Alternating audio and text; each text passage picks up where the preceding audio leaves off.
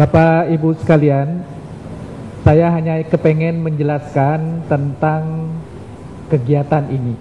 Kegiatan ini adalah bagian dari FGD di 4 universitas. Yang pertama itu di Universitas Negeri Malang, karena Universitas Negeri Malang punya lab Pancasila. Kemudian berikutnya kami selenggarakan di Universitas Tanjung Pura.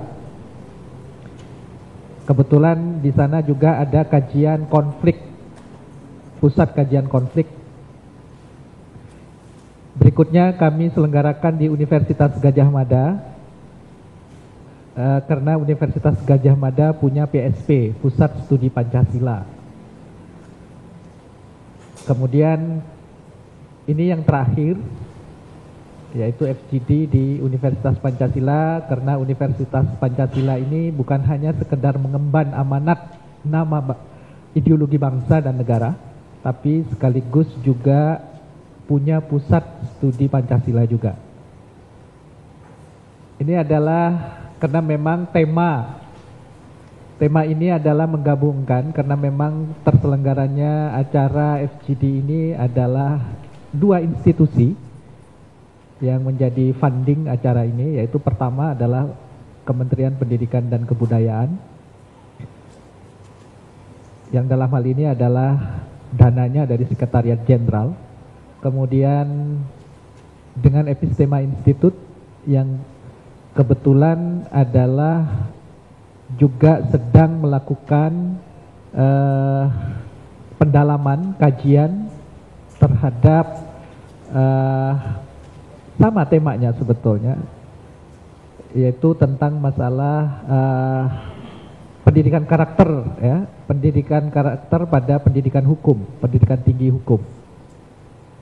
Sedangkan kami di kementerian itu sedang melakukan riset tentang pendidikan karakter berbasis Pancasila, ya, praktik di lapangan. Setelah tidak ada BP7, setelah tidak ada penataran-penataran, bagaimana sih pendidikan dan penataran Pancasila di sekolah-sekolah itu, dan juga melihat perkembangan di masyarakat. Hasil dari kajian dan riset ini kami coba untuk diskusikan dengan universitas-universitas itu, dengan 4 universitas ini. Kami mencoba, jadi kami hadir di sini tapi kami kepengen banyak mendengar, kepengen banyak mengkaji dan bagaimana diskusi-diskusi ini menjadi lebih intensif, lebih mendalam, sehingga kajian ini adalah banyak bermanfaat nantinya. Hasil FGD dari Universitas Negeri Malang, dari Universitas Tanjung Pura, dari Universitas Gadjah Mada, dan di Universitas Pancasila ini nantinya akan bermuara pada kajian di MPR. Kami kepengen menyerahkan kajian epistema, kajian Kementerian Pendidikan dan Kebudayaan itu kepada MPR. Insya Allah mudah-mudahan kami mampu, mudah-mudahan bisa dan mampu untuk mengundang Bapak Ibu sekalian hadir di MPR nantinya. Kenapa tema ini penting? Karena memang pendidikan karakter itu pada satu sisi kita digalakkan, tapi basisnya pasti yang namanya negara dan bangsa ini adalah harus kembali kepada basis kita sendiri, yaitu Pancasila dan Undang-Undang Dasar 45. Oleh karena itu pendidikan karakter harus berbasis itu. Tapi pendidikan karakter kita ini perlu dikarakterisasikan juga ke depannya, bahwa pendidikan karakter itu adalah harus berorientasi kebutuhan masa depan bangsa dan negara. Harus bisa menggerakkan kemajuan bangsa. Harus bisa menggerakkan kita untuk lebih punya greget, punya karakter untuk maju dan modern, menjadi bangsa yang modern.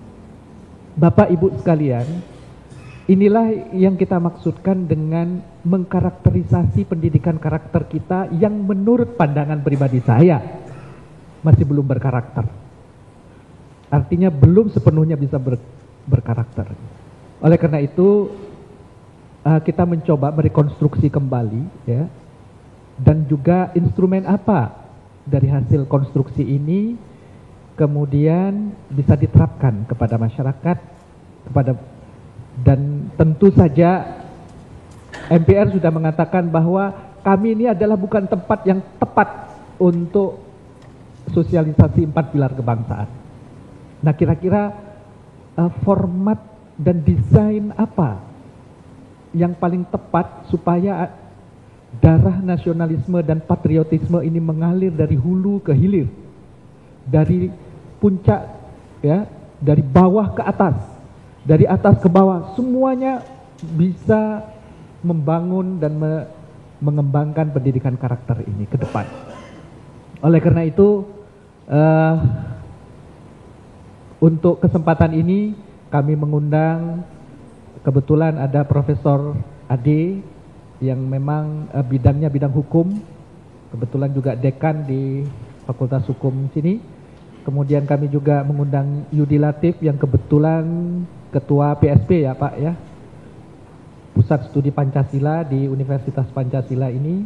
Kami juga mengundang Profesor Sutandio dari Universitas Airlangga dan Pak Ramzi yang kebetulan dulu BP7, dari BP7, dan beliau banyak menggeluti penataran-penataran Pancasila pada waktu itu. Nah, kebetulan kami undang bagaimana kira-kira antara zaman dulu dengan zaman sekarang. Kalaupun kita tidak sependapat dengan isi dari P4, mungkin tidak perlu semuanya dibuang, gitu. Apakah institusinya tetap ada, gitu. Apakah bentuk metode stelsel, ya, penataran itu harus tetap ada sehingga semuanya bisa tetap civic education, ya, pendidikan berbasis karakter ini berjalan dan Pancasila, patriotisme, nasionalisme kita tetap mengalir dari hulu ke hilir, dari hilir ke hulu, gitu. Mungkin itu saja hal-hal yang perlu saya sampaikan. Mudah-mudahan FGD ini akan banyak manfaatnya, terutama hasil-hasilnya bisa kita sampaikan kepada MPR.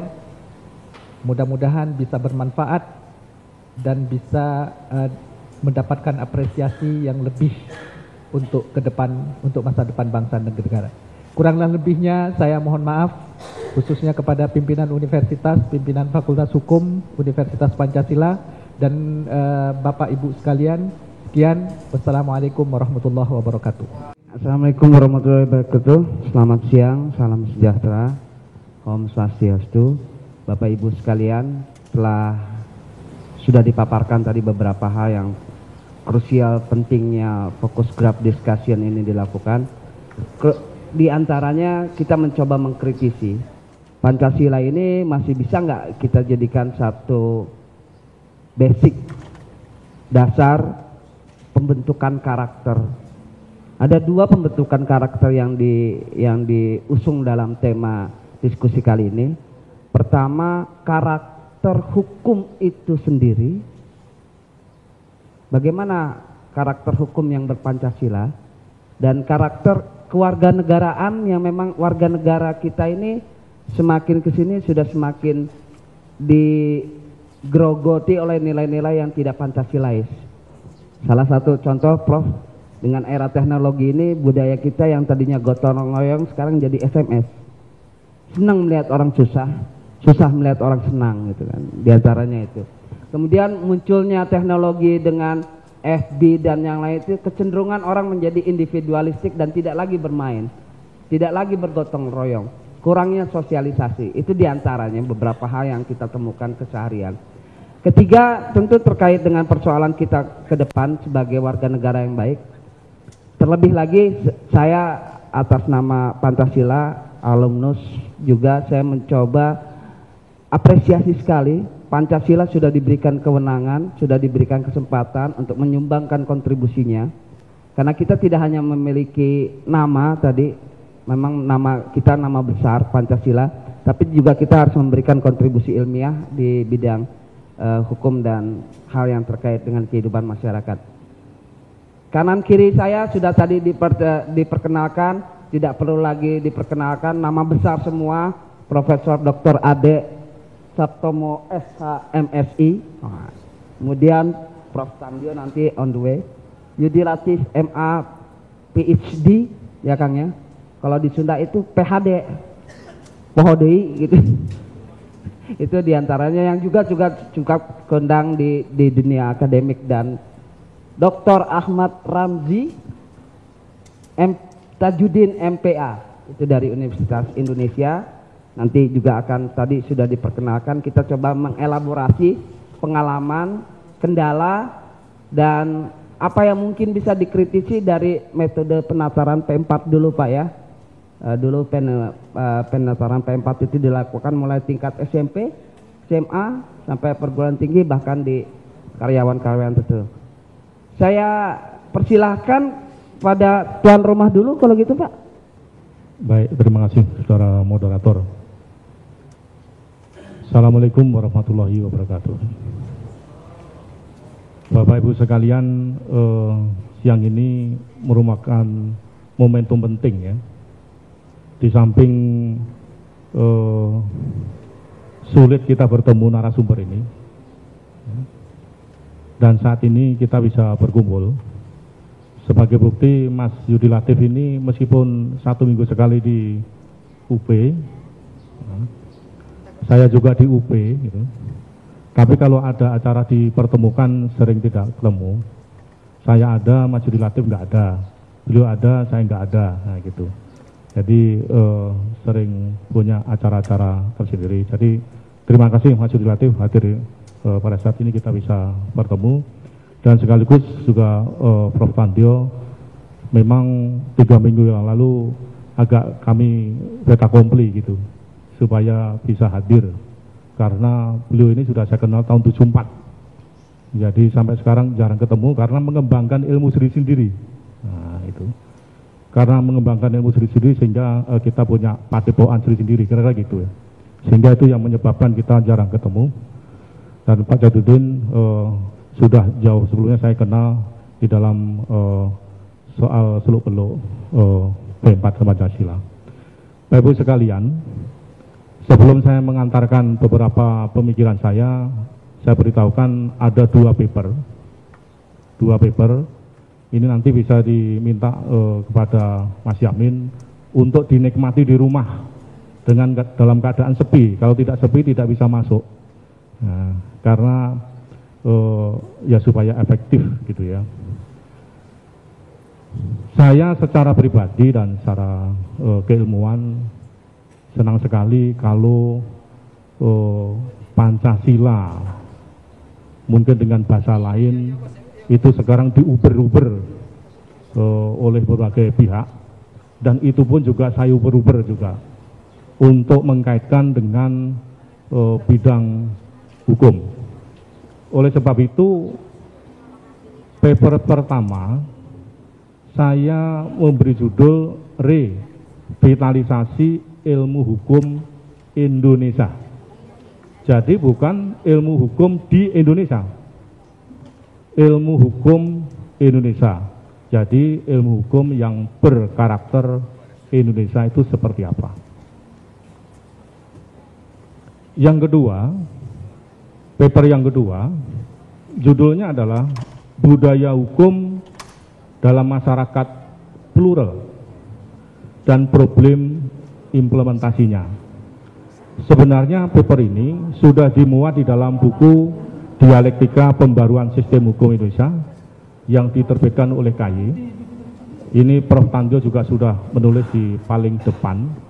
Nah, kalau ingin memperoleh buku, kata teman-teman KY gratis, jadi bisa pesan saja. Sudah ada buku dan beberapa tulisan beliau-beliau yang punya kompetensi ada di situ yang berkarakter Indonesia. Nah, saya mulai yang pertama. Revitalisasi ilmu hukum Indonesia. Hukum Indonesia. Saya pada waktu memperoleh pendidikan S1, begitu lulus sarjana hukum, saya introspeksi. Karena definisi hukum yang ketika saya diuji oleh penguji skripsi, saya sampaikan hukum adalah seperangkat aturan yang dibuat bersama-sama antara badan legislatif dan yudikatif, dan jika dilanggar ada sanksinya. Itu saya sudah bangganya bukan main. Dan tes kemana-mana kalau ditanya itu lulus. Nah, setelah saya renungkan dalam-dalam, ternyata definisi itu sangat kering, belum masuk ke wilayah substansi dan intinya. Loh, kalau hukum itu didefinisikan sebagai seperangkat peraturan perundang-undangan misalnya, hukum atau undang-undang itu dibuat oleh sekelompok orang, kan gitu ya. Kalau tidak legislatif, oh sekelompok orang fraksi partai A, sekelompok orang fraksi B, dan seterusnya. Lantas pertanyaan dalam perenungan itu, ada enggak ilmu yang mempelajari sekelompok orang berpikir tentang hukum? Saya kejar. Ternyata ada, yaitu antropologi hukum. Kemudian saya cari. Nah, pada saat tahun 91, antropologi hukum itu baru muncul di Indonesia, terutama di UI. Itu pun terjadi geser sana geser sini.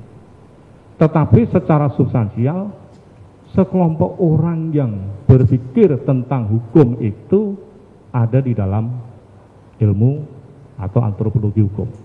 Masuklah ke sana saya. Nah, begitu masuk ke antropologi hukum,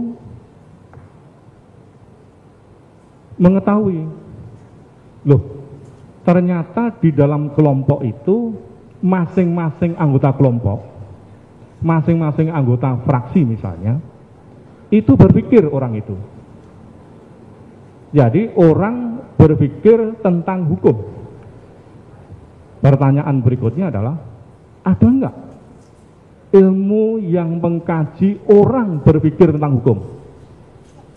Nah, sudah semakin mengecil. Tanya sana, tanya sini, saya kejar. Kalau begitu, ada ilmu yang mengkaji orang berpikir itu, yaitu budaya, ilmu budaya. Jadi bukan kebudayaan. Budaya itu budi dan daya. Daya kekuatan akal, budi itu baik.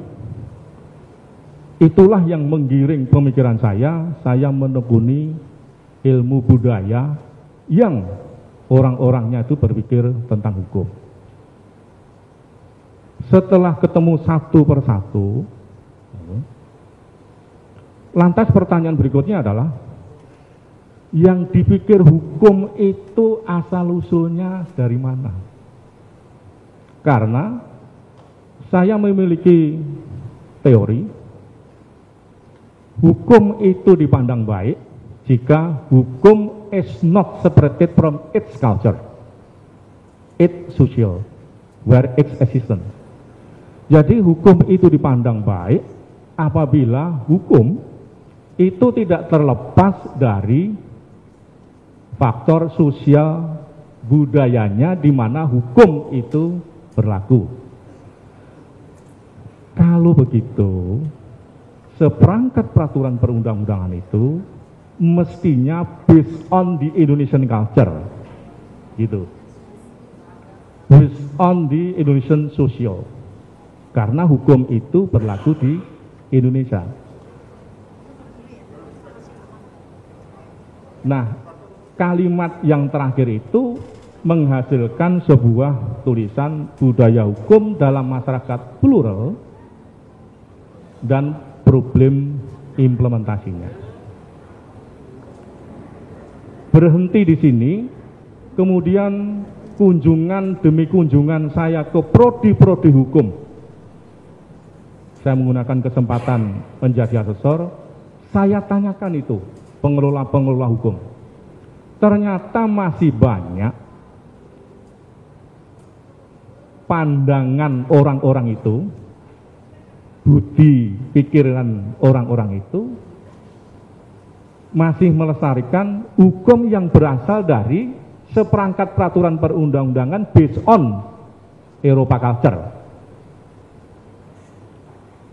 Nah, pantas saja kalau begitu produk-produk mahasiswanya ketika menjadi anggota legislator, ketika menjadi pegawai biro hukum, membuat peraturan-peraturan based on-nya not Indonesian culture but Eropa culture.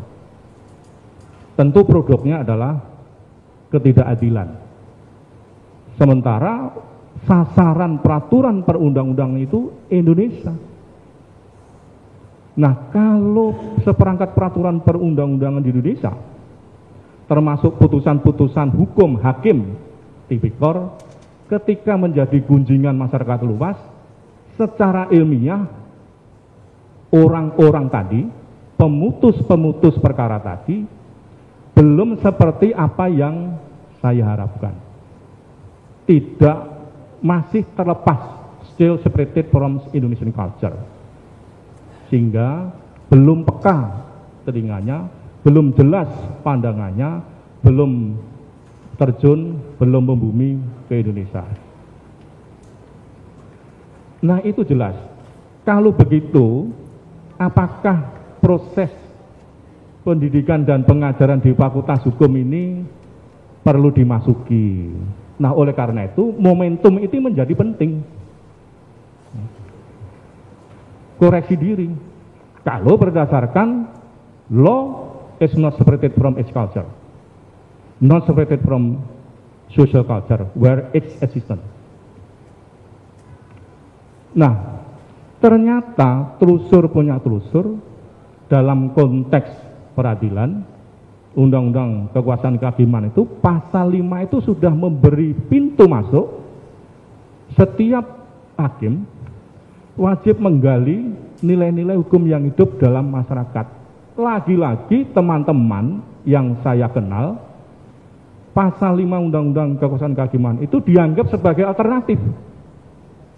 Mestinya itu sebagai vitamin, sebagai warna, sebagai substansi ketika menangani setiap perkara hukum konkret.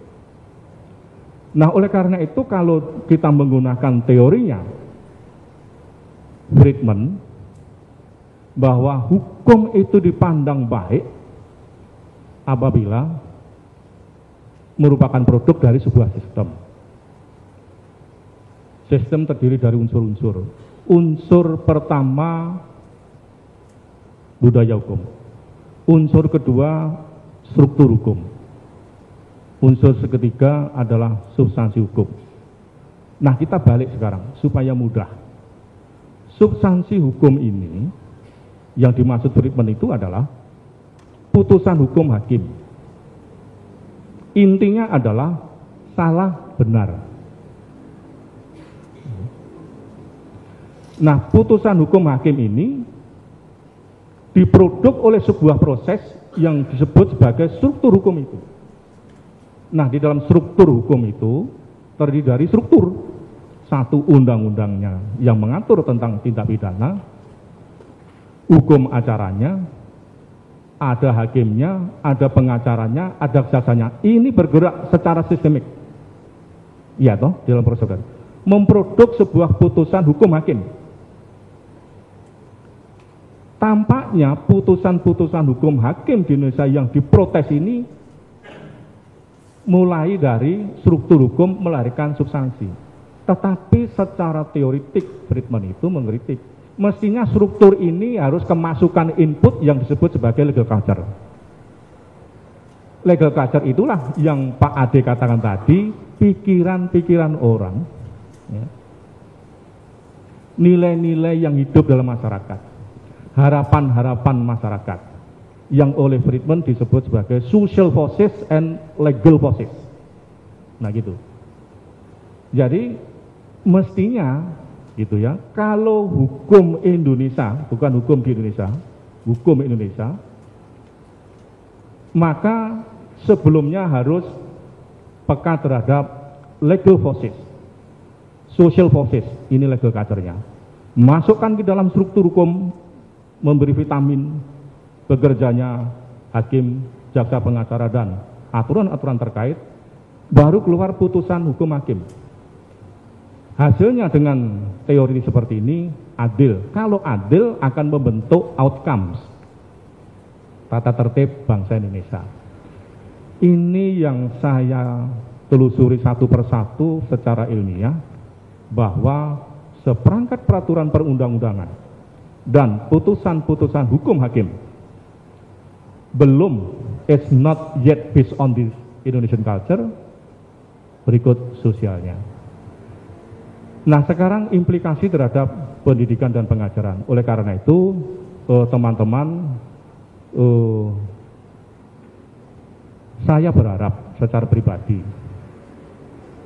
dan kebetulan punya otoritas dekan, menghimbau betapa pentingnya legal culture, betapa pentingnya Pancasila itu.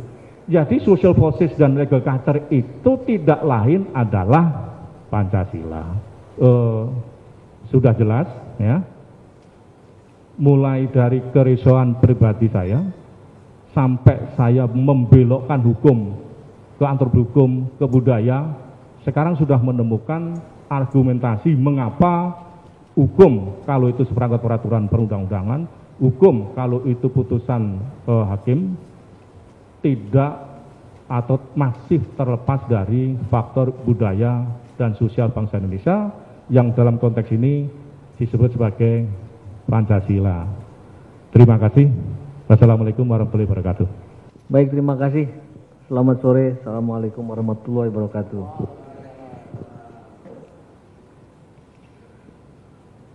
Saya lihat tadi sekilas judul focus group discussion ini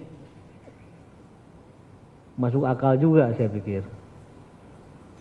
Mungkin bisa juga kemungkinan. Pertama, memang penyusunnya itu sudah sangat cerdas. Kedua, mungkin tidak sadar bahwa susunan dari tema ini memiliki derajat rasionalitas yang benar gitu.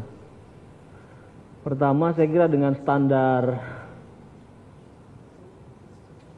proposisi yang sering dikatakan bahwa Pancasila itu sebagai Staat ide dan Rechts ide kan. Pancasila itu sebagai cita negara dan cita hukum gitu. Atau cita hukum dan cita negara. Jadi pendidikan hukum dan pendidikan kewarganegaraan ini memang dua sayap yang penting dari Pancasila. Pancasila dikatakan Rechts ide, cita Rechts ide negara, dan ide hukum dan Staat ide dan Staat ide, jadi cita negara. Ya, okay. Pancasila sebagai cita hukum tentu menginginkan supaya Pancasila dijadikan sumber dari segala sumber hukum. Sedangkan Pancasila sebagai cita negara menghendaki agar Pancasila itu menjadi dasar falsafah negara, menjadi ideologi atau pandangan dunia negara, dan menjadi ligatur atau dasar pemersatu dari bangsa ini. Ya. Nah, sebagai cita hukum dan cita negara yang tadi, bagaimana menjadikan Pancasila menjadi sumber dari segala sumber hukum, menjadikan Pancasila sebagai dasar falsafah negara, menjadi ideologi negara, dan menjadi dasar pemersatu dari negara dan bangsa ini. Tentu saja ide-ide seperti itu, ide hukum dan ide negara itu haruslah dicetak ke dalam pikiran, perasaan, dan tindakan warga negara dan penyelenggara negara. Jadi Pancasila sebagai ide, sebagai cita hukum dan cita negara itu harus dicetak ke dalam pikiran, perasaan, dan perbuatan dari warga negara dan penyelenggara negara. Nah, istilah mencetak ini kebetulan dalam bahasa Latin, mencetak itu disebut sebagai karesein. Dari sini muncul istilah karakter, Karakter itu sebenarnya cetakan, mencetak, bagaimana mencetak sesuatu. Oleh karena itu misalnya dalam komputer kita mengenal berapa karakter, yaitu artinya berapa yang dicetak di dalam font-font itu. Jadi sebenarnya karakter adalah bagaimana mencetak ide-ide itu ke dalam pikiran, perasaan, dan perbuatan. Nah, di dalam periode yang panjang sejarah kita, meskipun Pancasila sering ditatarkan dan lain-lain, tetapi sebegitu jauh kita gagal mencetak itu. Kita tidak berhasil mencetak ide negara dan ide hukum itu ke dalam pikiran, ke dalam perasaan dan perbuatan atau kebijakan. Itu gagal. Buktinya apa? Sudah banyak bukti. Pancasila hanya menjadi goyang lidah, itu sering dikatakan, tapi tidak mempengaruhi emosi kita, tidak mempengaruhi tindakan dan kebijakan kita. Akibatnya Pancasila mengalami proses devaluasi yang luar biasa. Istilahnya terlalu banyak menjadi pepesan kosong karena tidak melihat bahwa Pancasila itu benar-benar bisa dicetak ke dalam cara kita memikirkan bangsa ini, cara kita merasakan hubungan-hubungan kebangsaan ini, dan cara kita mengambil kebijakan itu tidak diinspirasikan, tidak ada tanda-tanda, ada pencetakan nilai-nilai Pancasila di sana. Nah, oleh karena itu tantangan kita adalah tadi bagaimana menjadikan Pancasila bukan hanya digulirkan ke dalam bentuk butir-butir seperti itu lalu dihafal. Tantangan kita adalah soal bagaimana mencetak itu. Dalam hal ini menurut saya sebenarnya memang tidak ada ideologi yang tidak memerlukan indoktrinasi. Semua ideologi itu memang perlu diindoktrinasikan. Kan kita sering sekarang bilang Pancasila di zaman Orde Baru itu hanya diindoktrinasikan. Tidak ada ideologi yang tidak berjalan tanpa indoktrinasi. Indoktrinasi itu kan indoktrin. Nasi. Jadi itu pengdoktrinan. Nothing wrong with it. Gitu. Bahwa Pancasila itu sebagai ideologi memang harus didoktrinasikan, diindoktrinasikan, harus diajarkan.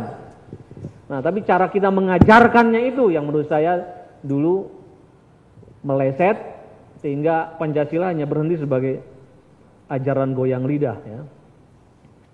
Nah, supaya Pancasila itu menjadi karakter, dan selama ini kita gagal menjadikan Pancasila sebagai karakter, karena selama ini Pancasila diajarkan butir-butir, pendekatan legalistik, formalistik, tidak pernah tadi menjadi satu karakter yang embodied di dalam diri, jadi refleks. Ketika orang berbuat, kalau dia menjadi karakter, otomatis perbuatannya itu merefleksikan Pancasila gitu. Jadi antara omongan dan tindakan itu otentik. Tidak seperti di negara antah berantah, ngomongnya bagus-bagus tapi tindakannya bertentangan gitu. Jadi tidak otentik itu. Itu kan masalahnya. Nah, untuk menjadi karakter itu saya kira pertama kita harus memahami pertama soal untuk menjadikan tadi ya, untuk menjadikan itu sebagai karakter itu harus melalui proses edukasi. Edukasinya adalah edukasi pendidikan hukum, kedua adalah edukasi kewarganegaraan yang disebut dengan civic education itu. Edukasi itu dari bahasa Latin juga, educare artinya seperti bidan yang mengeluarkan potensi-potensi itu gitu. Jadi bagaimana kita mendidik itu berarti seperti bidan yang membuat anak didik itu bisa mengeluarkan potensi-potensi Pancasila dari seluruh relung dan seluruh pori-porinya itu keluar nilai-nilai Pancasila itu. Nah, pertama kita untuk menjadikan itu sebagai proses edukasi, kita harus memahami dulu esensi hukum, kedua adalah esensi kewarganegaraan. Tadi Pak Ade sudah menjelaskan esensi hukum.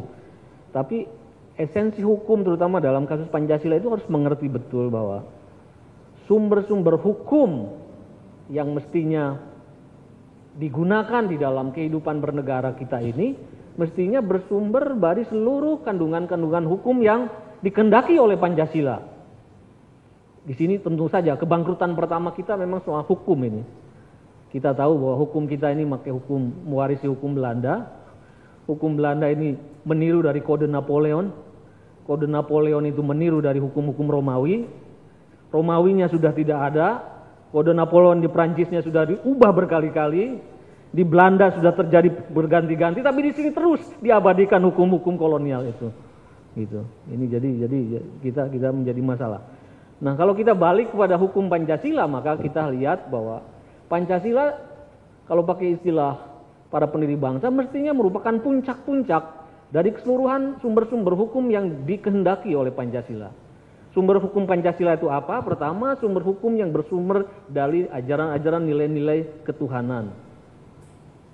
Kedua, hukum Pancasila itu bersumber dari ajaran-ajaran kemanusiaan yang adil dan beradab, just and civilized humanity, soal human rights, soal dan lain-lain itu.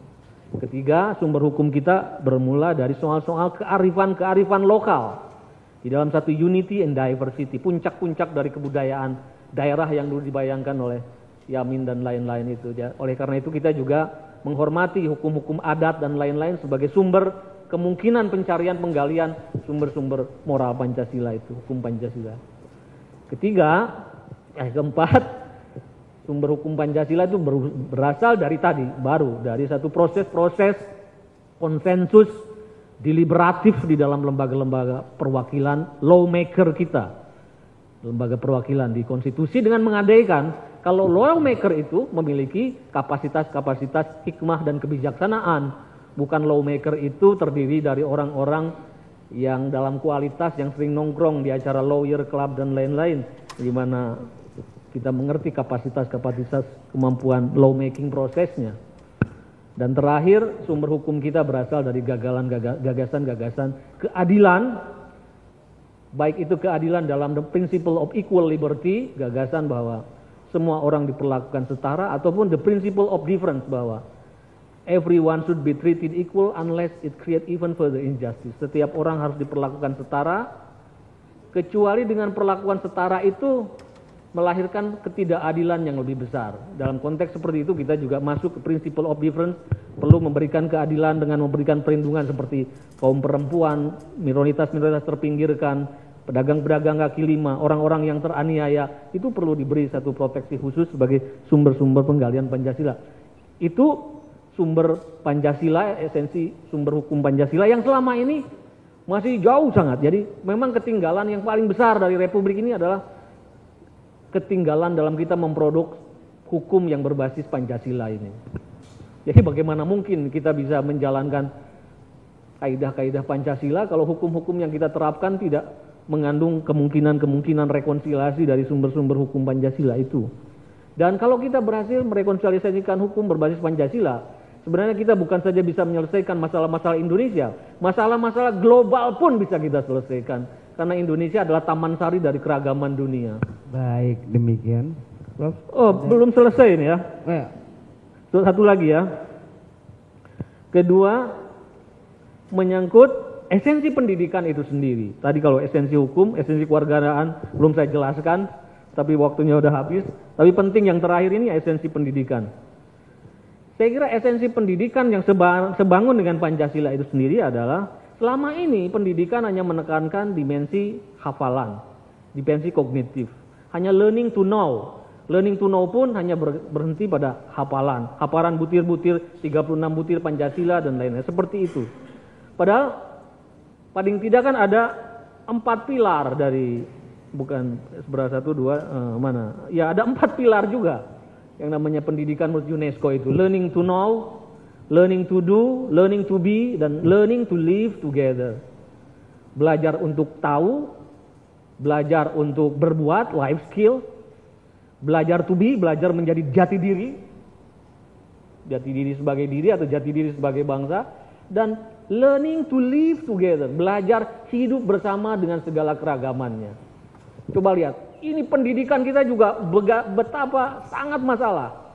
Jadi tadi hukum bermasalah, pendidikan kita juga bermasalah. Pendidikan terlalu hanya mengambil satu porsi kecil dari 4 pilar pendidikan. Hanya learning to know lewat bentuk-bentuk hafalan, lewat bentuk multiple choice, ujian-ujian yang sifatnya ujian nasional yang berbasis pada multiple choice seperti itu.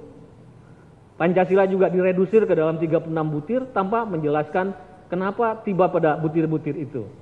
Nah, padahal Pancasila menginginkan learning to do, bagaimana berbuat sesuai Pancasila itu.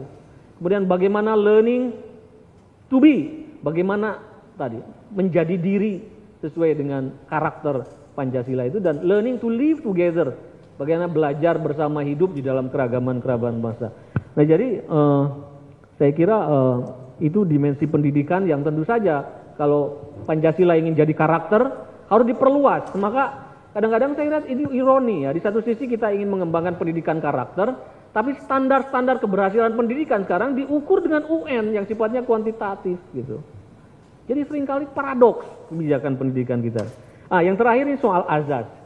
Nah, azas di dalam mengembangkan Pancasila nanti menurut saya, pertama, Pancasila kalau di zaman Orde Baru kan pendekatannya vertikal. Negara yang menatar, negara yang ambil inisiatif, negara kemudian yang menafsirkan. Nah, kembali kepada nilai Pancasila, pendekatan dalam metodologi pengajaran Pancasila ke depan, pendekatannya harus gotong royong, harus horizontal. Melibatkan seluruh potensi-potensi bangsa ini. Bukan hanya aparatur negara, tapi juga dosen, sineas, budayawan, guru-guru, ulama-ulama, pendeta, penyanyi, dan lain-lain. Kang, ya? Penyanyi. Ya, nyanyi dan lain-lain. Kedua, pendekatannya harus integralitas, asas integralitas. Jadi dimensinya bukan saja logos, pengetahuan, tapi juga dimensi patos, dimensi afektif. Nah, tentang ini misalnya kita tidak cukup mengajarkan Pancasila dari butir-butir, tapi harus memberikan inspirasi yang mempengaruhi emosi. Dalam peribahasa Inggris dikatakan, moral is not taught, but coach. Moral itu tidak diajarkan dalam bentuk hafalan, tapi coach, ditangkap lewat keteladanan. Jadi pengajaran Pancasila harus lebih kreatif yang menyentuh emosi, misalnya lewat pendekatan-pendekatan. Bisa lewat film, lewat cerita-cerita, lewat grounded, pengalaman-pengalaman langsung ke lapangan, bersentuhan dengan kenyataan. Dan tadi ada logos, ada patos, efektif, dan etos. Harus bisa, Pancasila itu harus bisa juga diturunkan ke dalam perbuatan. Jadi anak didik misalnya diberikan pekerjaan bersama, praksis bersama. Misalnya kalau kita ingin menularkan masalah persatuan, adakan proyek-proyek yang mempertemukan orang-orang, anak-anak didik dari beragam keragaman itu, agamanya macam-macam, bekerja bersama menyelesaikan sesuatu. Itu untuk melahirkan pada tindakan. Jadi ada proyek-proyek yang dikerjakan bersama, ada kerjasama antar sekolah, dan lain-lainnya itu. Sebenarnya masih banyak, tapi ini moderator mengejar-ngejar saya. Ya, jadi saya pikir saya itu saja. Terima kasih.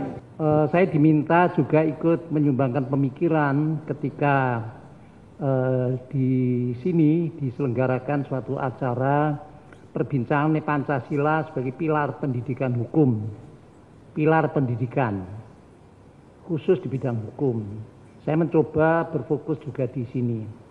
Tapi tiap kali bicara Pancasila, saya kok ingat nama seorang, justru nama orang Inggris, namanya itu George Stephenson. Dia itu lahir tahun 1781, jadi abad yang lampau, meninggalnya 1848. Dia terkenal bukan karena pernah lahir dan pernah mati, tapi dia itu terkenal karena pernah menciptakan suatu mesin yang tanpa kuda, yang dikenal dengan lokomotif. Ketika dia mencoba itu kereta besi, kuda besi tanpa kuda bisa jalan.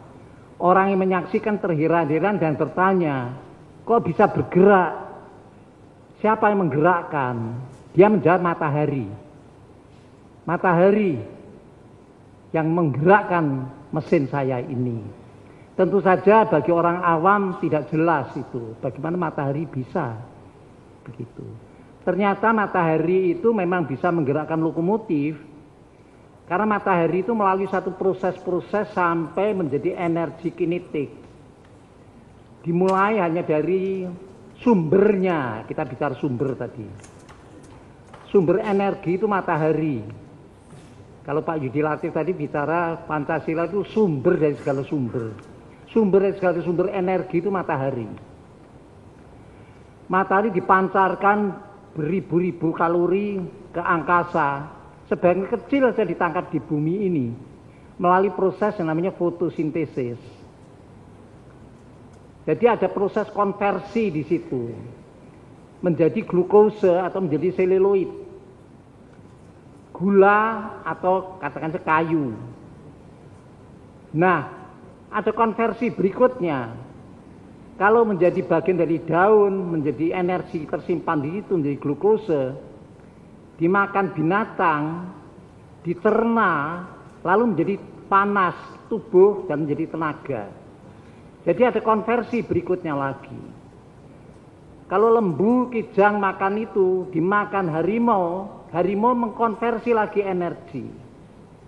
Manusia juga demikian, kalau makan tanaman-tanaman, sayuran, beras, biji-bijian, semua itu adalah hasil fotosintesis. Manusia juga mempunyai panas badan, bisa dipakai untuk juga gerakan kinetik, baru kemudian menjadi real. Matahari itu menjadi real, menjadi empirik. Bisa dimanfaatkan untuk menggerakkan. Nah, kalau bagian-bagian dari kayu tadi itu kemudian menjadi batu bara, lalu menjadi kayu, dibakar, oksidasi, mengeluarkan panas. Panas itu energi. Jadi energi itu bisa muncul dalam berbagai bentuk, berbagai macam, sampai pun listrik katakan. Kalau ditarik ya baliknya ke matahari. Tapi yang penting di sini selalu ada konversi. Nah, ini bukan ceramah fisika ini, tapi ceramah Pancasila. Nah, Pancasila itu kalau dianalogkan seperti yang saya dengar dari Pak Yudi tadi, itu sumber. Tapi Pancasila itu seperti matahari, tidak bisa menggerakkan apa-apa dalam masyarakat ini. Kecuali dikonversi. Nah, perbincangan kita ini justru konversinya itu, jangan mataharinya itu. Bagaimana matahari bisa menggerakkan mesin, itu ada teknologinya. Bagaimana Pancasila bisa menggerakkan masyarakat kita, mestinya juga ada konversi yang harus kita pikirkan. Bahkan kita rundingkan, kita pinjamkan. Nah, konversinya tentu saja bukan perut binatang, perut kuda, perut manusia, tapi institusi. Mungkin antara Fakultas Hukum ini barangkali juga semacam institusi yang mengkonversi. Kalau Fakultas Hukum bicara Pancasila masih pada tataran norma, ya mungkin tidak menggerakkan apa-apa. Kalau bicara pada ideologi negara, ya kognisi saja, kita tahu, kita hafal. Tapi how to make, bagaimana membuat ideologi negara ini menjadi preskripsi tertuang dalam preskripsi undang-undang, tidak berhenti pada norma, tapi pada preskripsi. Preskripsi itu perintah berperilaku. Jadi ada behavioral term di situ. Undang-undang misalnya, atau mungkin konstitusinya dulu.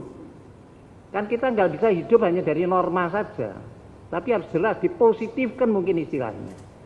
Positivisasi, use positivumnya. Mungkin dalam bentuk undang-undang dasar. Konon undang-undang dasar itu kesepakatan luhur bangsa Indonesia. Nah, bangsa Indonesia pernah bersepakat apa tidak bahwa Pancasila itu dasar satu-satunya, dasar dari kehidupan di negeri ini. Kalau belum, itu selesai dulu dong. Masih dikonversi di situ. Betapapun juga lamanya. Kalau tidak, ya kita berhenti pada norma itu saja. Enak dibicarakan, enak didengar, tapi tidak menggerakkan apa-apa. Nah, justru ini assignment bagi kita, bagian mengkonversi itu. Konstitusi mungkin. Konstitusi juga menjadi dasar dari undang-undang. Mungkin juga dari segala regulated laws yang lain. Mungkin juga sampai pada legal decisions oleh hakim, administrator. Kalau masih dengan norma, konversinya nggak jadi, mungkin perintah-perintahnya juga bukan perintah-perintah yang atas dasar Pancasila. Ya, Pak Yudi Latif tadi banyak bicara mengenai soal bagaimana menyampaikannya, delivery sistemnya. Ya, itu bisa kita bicarakan dengan workshop apa yang harus dilakukan. Mungkin P4 dulu juga pernah melakukan itu. Saya dulu juga pernah sedikit keserempet jadi Manggala juga sebetulnya. Tapi di situ yang saya pikirkan, kok masih bicara soal norma-norma saja. Mungkin baru ketika diketuai Pak tapi dari UI yang dulu pernah menjadi Menteri Penerangan, Pak Alwi Dahlan itu lebih konkret, dia lebih komunikasi dan lebih sosiologis, cuma jangka waktu kerja beliau tidak lama, pendek. Mestinya pada waktu itu sudah ada harapan how to communicate. Mungkin kita juga harus juga berpikir bagaimana itu communicable, bagaimana bisa diterima. Kalau gerakan-gerakan mungkin dulu namanya penyuluhan hukum. Bagaimana undang-undang yang di buku itu menjadi bagian dari hati sanubari masyarakat. Itu memerlukan suatu kemampuan komunikasi dan memerlukan suatu institusi lain mengkonversi dari undang-undang menjadi sesuatu yang menjadi bagian dari people's law, kata saya demikian, diterima menjadi masyarakat dan tidak hanya menjadi hukum undang-undang, tapi hukum yang kemudian juga bagian dari hukumnya rakyat. Tapi pada waktu yang lampau kalau kita sedang bincang, itu kelihatannya setiap kali menyuluhkan, itu selalu kewajiban yang diterangkan. Pancasila sebagai kewajiban. Apakah Pancasila juga tidak bagian dari hak rakyat? Misalnya demikian. Peri kemanusiaan yang adil dan beradab, wajib Anda tahu. Tapi apakah juga saya tidak punya hak diperlakukan sebagai manusia yang diperlakukan secara adil dan beradab? Dewasa ini penyuluhan hukum sudah masuk ke dalam suatu proses yang disebut legal literacy. Legal literacy itu penyuluhan hak, penyadaran hak. Bukan hakku saja, tapi juga hakmu yang menjadi kewajibanku. Hak dulu, hakku dan hakmu. Jangan kewajibanku dan kewajibanmu. Ini strategi-strategi yang saya tidak tahu apa ini efektif atau tidak, tapi memerlukan kajian.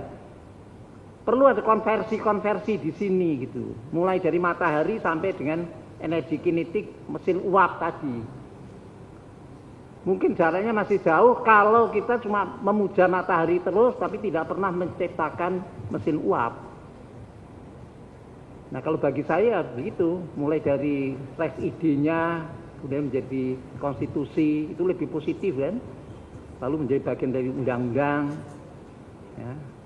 Tiap manusia dipandang sebagai manusia, kesetaraan.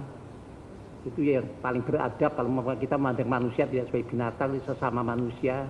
Equal before the law, tapi juga memerlukan suatu konversi lagi. Apakah equal before the law juga equal before the police misalnya, equal before the hakim misalnya. Itu kan abstrak, itu kan preskripsi in abstrakto. Ajaran hukumnya dulu begitu di PIH. Ini hukum undang-undang itu in abstrakto. Yang konkreto itu kalau sudah menjadi putusan hakim, konkret in konkreto. Jadi bisa saja undang-undang mengatakan equal before the law. Tapi kemudian kalau di dalam putusan hakim not equal before the law.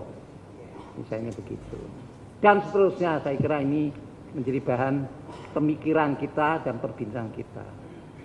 Kita pulang tidak mendapatkan jawaban tapi kita mendapatkan bahan untuk dipikirkan karena jalan memang masih jauh. Wallahu a'lam bishawab. Assalamualaikum warahmatullahi wabarakatuh. Waalaikumsalam warahmatullahi wabarakatuh. Kita beri applause dulu untuk menyemangati ini. Ternyata ketiganya sungguh-sungguh menarik. Ada benang merah atau sekarang benang biru ya, karena yang sedang berkuasa partai biru gitu ya. Terkait dengan budaya, legal force itu merupakan konversi yang sebagaimana dikemukakan oleh Prof. Tandio. Dan kemudian tadi Bung Yudi Latif juga banyak bicara tentang bagaimana metode dari aspek bagaimana kita mengkonkretkan cita hukum dan cita negara itu dalam kaitannya dengan mekanisme edukasi, kemudian esensi pendidikan. Ini juga sangat-sangat menarik untuk dikaji. Bahkan sedikit saya juga tergelitik untuk mencoba memancing. Sebenarnya kalau kita mau bicara tentang Fakultas Hukum Pancasila misalkan Prof, justru yang Pancasilais itu kalau dilihat dari kerangka disiplin ilmu hukumnya itu terletak cuma pada satu, hukum tata negara. Kalau hukum perdata itu masih tadi seperti yang tadi dinyatakan Kang Yudi Latif itu mengacu pada Burgerlijk Wetboek.